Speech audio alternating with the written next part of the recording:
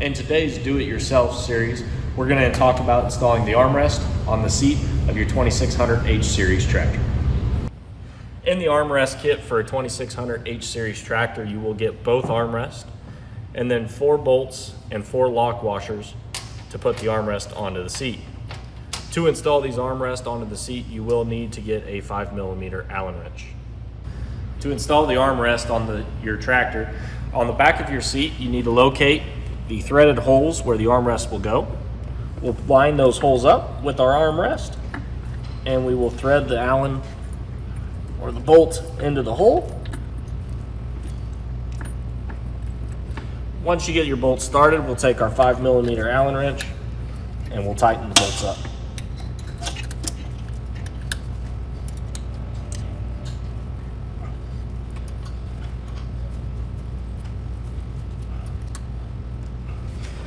Once we get that side done, we'll repeat the process on the other side of the seat.